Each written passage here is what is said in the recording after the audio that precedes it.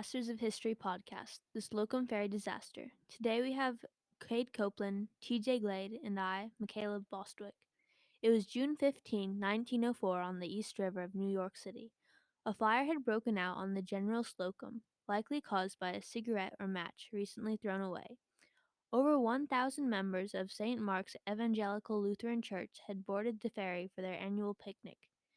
By the time the Slocum had stopped burning, there was no ferry left, and 1,021 of the German congregation's lives had been taken. Around 9 a.m. is when the fire broke out. It kept spreading because the crew was uneducated about fire safety and did not notify anyone.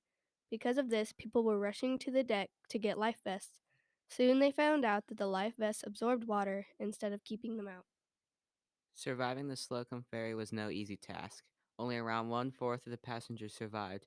One of the survivors was a young girl by the name of Catherine Kassabaum. She survived by jumping into the frigid waters. She struggled at first, but was soon rescued by an adult.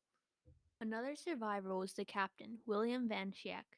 He was the last one to escape from the Slocum. He If survived by jumping into the water from the deck and swimming to the shore. He was blinded and crippled as an after effect. He was faced with criminal charges for having an unprepared ship but still leaving the dock. He was sentenced to 10 years in prison until December 25th, 1912, when William Howard Taft excused him. your boat ever catches on fire, you should make your way to the deck. If the crew has not contained the fire and the conditions are worsening, you should jump off it. Their alternative. It also helps that you position the boat so the fire is positioned toward the downwind. If you should also shut off the fuel supply to limit more setbacks. First, you will need to know the layout of the ship to be able to make First, you will need to know the layout of the ship to be able to make it to the deck. Most ships provide a map in your room. A fire extinguisher would also be a key material to have. Next, you will need to know the safest way to jump into the water.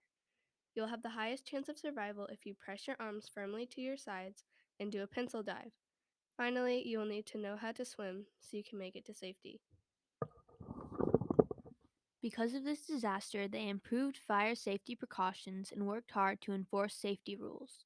This area was highly populated by Germans, but after the Slocum sinking, most of them left, leaving a bad impact on society. The sinking of the Slocum Ferry was a tragic loss of life. The disaster will never be forgotten, nor will its 1,021 victims. Thank you for listening.